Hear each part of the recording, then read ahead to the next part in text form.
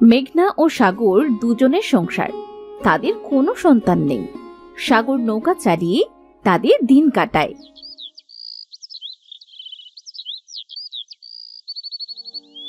এই নাও, এই পান্তা ভাতগুলো খেয়ে তারপর নৌকা চালাতে যাও।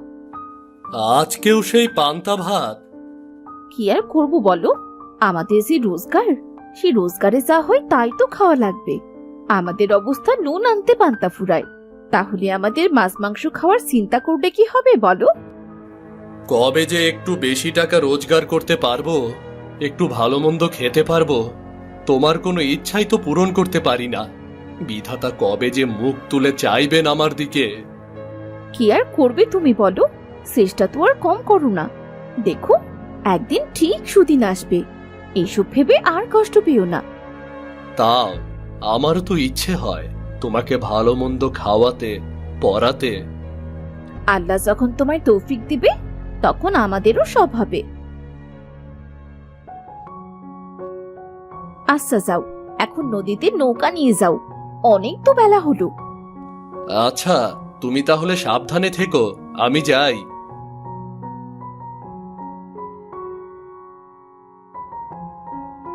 এদিকে মেঘনার অনেক বাগান করার শখ, সে চাল কুমড়োর গাছ লাগিয়েছে। মেঘনার গাছে দুটো মস্ত বড় চাল কুমড়া ধরেছে। দেখছি অনেক বড় বড় চাল কুমড়া হয়েছে। এতগুলো গাছে রাখলে বৃষ্টি এলে তো সব নষ্ট হয়ে যাবে। তার থেকে পেরে আমি ঘরে নিয়ে রেখে দিই, উনি ঘরে আসলে বাজারে বিক্রি করতে পাঠাবো, তাহলে কিছু টাকা পয়সাও আসবে।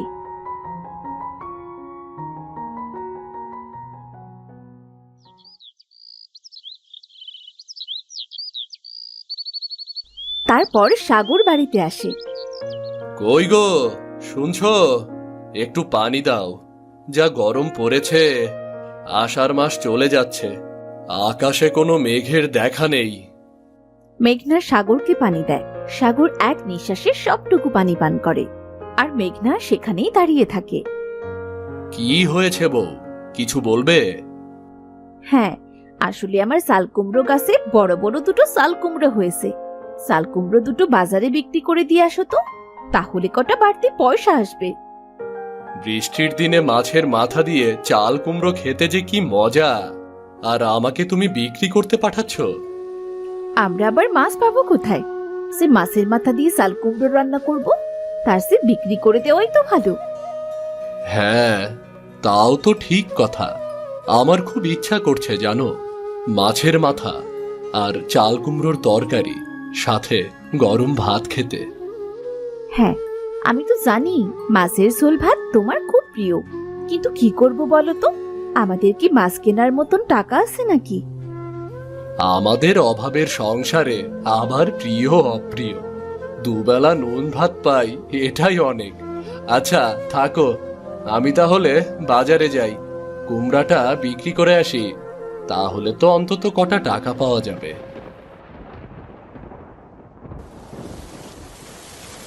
হঠাৎ বৃষ্টি শুরু হলো। এই বৃষ্টির মধ্যেই বাজারে যাবে? আচ্ছা, একটা চাল কুমড়ো তুমি বিক্রি করে মাছ কিনে আনো, আর আরেকটা চাল কুমড়ো দিয়ে মাছ দিয়ে রান্না করবো না হয়। হ্যাঁ যাই, ঘরে বসে থেকে আর কি করব, চাল কুমড়াটা বিক্রি করতে পারলে কিছু নুন ভাত জুটে যাবে। আর যদি মাছ না পাই, তবে কুমড়োটাই না হয় নিরামিষ তরকারি হবে, কি বলো? আচ্ছা যাও, তবে সাবধানে যেও।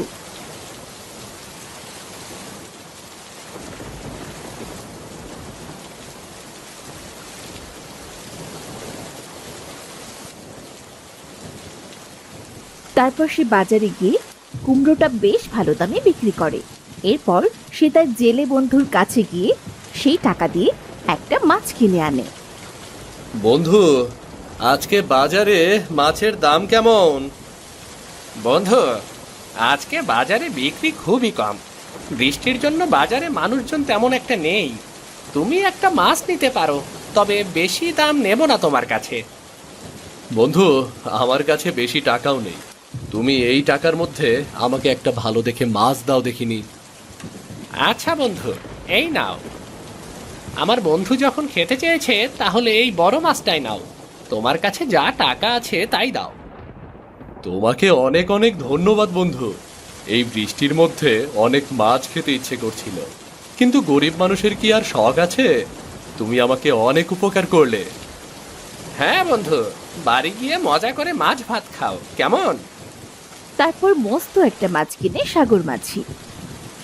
জেলে বন্ধুর কারণে আজকে মাছটা ভালোই সস্তা পেলাম। আর পাবোই না কেন? একেই তো বৃষ্টির দিন, বাজারে খদ্দের নেই। এখন বাড়িতে গিয়ে বউকে বলবো এটাকে কুমড়ো দিয়ে রান্না করতে। আহ, জমিয়ে খাবো আজ। সাগর মাছ নিয়ে বাড়ি যাওয়ার সময় এক বুড়ির সাথে দেখা হয়। বাবা কেমন আছিস? বাড়িতে মাছ কিনে নিয়ে যাচ্ছিস বলছি। হ্যাঁ বুড়িমা, ভালো আছি। তুমি কেমন আছো? হ্যাঁ বললাম, বৃষ্টির মধ্যে চাল কুমড়ো দিয়ে মাছ খেতে ইচ্ছে করছিল, তাই একটা চাল কুমড়ো বিক্রি করে মাছ কিনে নিয়ে যাচ্ছি গো। আমারও বৃষ্টির মধ্যে মাছ খেতে বড্ড ইচ্ছে করছিল। বৃষ্টির মধ্যে মাছের দোকানে গিয়েছিলাম, কিন্তু কোনো টাকা নেই বলে কিনতে পারিনি। বুড়িমা, তোমার কেউ নেই? তুমি কি একাই থাকো? হ্যাঁ রে, আমার তিন কুলে কোনো আত্মীয় স্বজন কেউ নেই। এখন বুড়ো হয়ে গেছি তো, নুন ভাত আর এই শাক সেদ্ধ মুখে রোচে না। একটু ভালো মন্দ খেতে ইচ্ছে করে, কিন্তু বিধবা এই বুড়ির খোঁজ কে রাখবে বলো তো বাবা? হ্যাঁ বুড়িমা, আমাদেরও একই দশা। একটু মাছ ভাত খেতে ইচ্ছে করে, কিন্তু টাকার অভাবে নুন ভাত খেতে হয়। কতদিন পরে যে মাছ কিনেছি তার কোনো হিসাব নেই। হ্যাঁ রে বাবা, আমিও যে কতদিন ভাত মাছ খাইনি। শাক সেদ্ধ আর নুন ভাত খেয়ে আমার যে আর ভালো লাগে না। বুড়ো বয়সে একটু ভালো মন্দ খাবো, কিন্তু আমার কপাল যে এত ভালো না। আচ্ছা বুড়িমা, তুমি এক কাজ করো, আমার সাথে চলো আমাদের বাড়িতে, কেমন? তুই আমায় চিনিস না, জানিস না, তোর বউ কি না কি মনে করবে। না রে বাবা, তোরাই বরং মন ভরে খা। না বুড়িমা, আমার বউ তেমন মানুষ নয়। আমার বউ তোমাকে দেখলে নিশ্চয়ই অনেক খুশি হবে। তুমি চলো বুড়িমা, তোমারও কিন্তু অনেক ভালো লাগবে, বুঝলে? তুই যখন এত করে বলছিস, তো চল বাবা, তোদের বাড়ি থেকে ঘুরে আসি।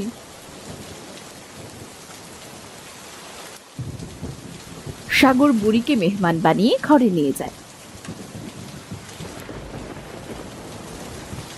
দেখো বউ, আমি কাকে সাথে করে নিয়ে এসেছি। এটা কি? ওনাকে তো চিনলাম না। এই বুড়িমার কেউ নেই, তার কোনো আত্মীয় স্বজন নেই। তার অনেক মাছ ভাত খেতে ইচ্ছে করছিল, তাই সে বাজারে মাছ কিনতে গিয়েছিল, কিন্তু টাকার অভাবে কিনতে পারেনি। আমার সাথে রাস্তায় দেখা হলো, আমি তাকে সাথে করে নিয়ে এলাম। নিয়ে এসেছো, বেশ ভালোই করেছো, কিন্তু কি খেতে দেব? আমাদের ঘরে তো ভাত ছাড়া আর কিছুটি নেই। এই দেখো, একটা চাল কুমড়ো বিক্রি করে সেই টাকা দিয়ে একটা মাছ কিনেছি। এখন আমরা চাল কুমড়ো দিয়ে মাছ রান্না করে বৃষ্টির মধ্যে মজা করে খাবো। আচ্ছা, ভালো করেছো, দাও আমি রান্না করে নিয়ে আসি। তোমরা দুজনে বসে গল্প করো গে। আচ্ছা ঠিক আছে, তাড়াতাড়ি রান্না করে নিয়ে আসো তো, আর সহ্য হচ্ছে না। চল রে মা, আমিও তোকে সাহায্য করছি। তারপর মেঘনা যায় রান্না করতে। সে জমিয়ে মাছের মাথা দিয়ে চাল কুমড়ো রান্না করে আর মাছের ঝোল করে। মাছটি কি ভালো এনেছো! আহ, আর আমার কাছে চাল কুমড়ো! এই তরকারিটা প্রায় হয়েই এলো। আপনি হাত মুখ ধুয়ে আসুন বুড়িমা, আমি আপনাকে এক্ষুনি খেতে দিচ্ছি। এই তরকারিটা নামিও না বউ, অল্প আছে ঢাকনা দিয়ে রেখে দাও। খাবার দেবার সময় হাঁড়িটা সামনে থেকে ঢাকনাটা তুলবে, দেখবে মাছের ঝোল দিয়ে ভাত খেতে কি ভালো লাগে। বাহ বুড়িমা, আপনি তো বেশ ভালো কথা বললেন। আপনি নিশ্চয়ই ভালো রান্না করতে পারেন। পারতাম রে মা, এখন আর শক্তি কোথায় যে রান্না করব। দুটো ভাত ফুটিয়ে খেতেই তো হিমশিম হয়ে যায়। আপনি কি চিরকাল একাই ছিলেন নাকি বুড়িমা, নাকি এখন একা হয়ে গেছেন? আগে আমার ভরা সংসার ছিল রে মা, মাছের ঝোল আর ভাত ছাড়া কারো পাত পড়তো না। কত পদে রান্না সে হতো আমার হেসেলে, ঘর ভরা মানুষ, কাজেরও লোক ছিল, কিন্তু নদীর করাল গ্রাস সব কেড়ে নিল মা। সকলে ছুটে গেল কষ্ট করতে, কেবল বিধাতা আমায় ফেলে রাখলো। দুঃখ করবেন না মা, যা হয় তা কেবলই কোনো না কোনো মঙ্গলের জন্যই হয়। তরকারিটা নামিয়ে রাখো বউ, তলা ধরে চাপেছে। কি গো, খেতে দাও, মাছের ঝোলের গন্ধে যে আর টিকতে পারছি না। পেটে ছুঁচোগুলো বৈঠক শুরু করে দিয়েছে গো। রান্না হয়ে গেছে, এই দেখো খাবার বেড়েছে, খেতে এসো।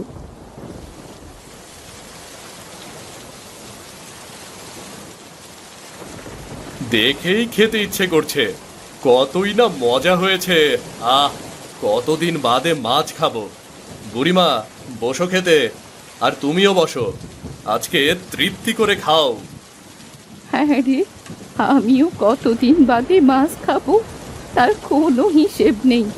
ভাত আর শাক সিদ্ধ দিয়ে খাওয়া লাগে সব সময়। হ্যাঁ বুড়িমা, আজকে তোমার যতটুকু লাগে মন ভরে খাও। আচ্ছা নাও, এখন তোমরা তাড়াতাড়ি খেয়ে নাও দেখি, গরম গরম খেয়ে নাও, বৃষ্টির মধ্যে বেশি মজা লাগবে। তারপর বৃষ্টির মধ্যে তারা মজা করে মাছের মাথা দিয়ে চাল কুমড়ো আর মাছের ঝোল খেত।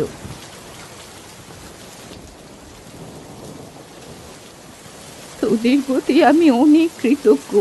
তোরা আমায় চিনিস না, জানিস না, তাও ডেকে এনে খাওয়ালি। আপনার আমাদের বাড়িতে রিজিক ছিল, এই জন্যই আপনি খেয়েছেন। আপনার যদি আমাদের বাড়িতে আবারও রিজিক থাকে তবে আবার আসবেন। আপনার সাথে কথা বলে আমাদেরও অনেক ভালো লেগেছে। বুড়িমা, তুমি বেঁচে থাকো, আল্লাহ তোমাকে টাকা দেখ। আমি আবার মাছ কিনলে তোমাকে আবার ডেকে এনে খাওয়াবো, বুঝলে? আল্লাহ তোর সব ইচ্ছে পূরণ করার তৌফিক দিক। বুড়িমা, তুমিও সাবধানে থেকো, আর মাঝে মাঝে ইচ্ছে হলে আমাদের বাড়ি চলে এসো। হ্যাঁ বুড়িমা, তুমি কিন্তু সত্যিই আবার আসবে। কে বলেছে তোমার কেউ নেই? তোমার তো আমরা আছি। তোমার ভালো না লাগলে তুমি আমাদের কাছে চলে আসবে। আচ্ছা তাই হবে, তাহলে আজ যাই, কাল আবার আসবো। তোরা ভালো থাকিস, আল্লাহ তোদের মঙ্গল করুক। আচ্ছা বুড়িমা, তুমি তাহলে সাবধানে যেও। তারপর বুড়ি তার বাড়িতে চলে যায়।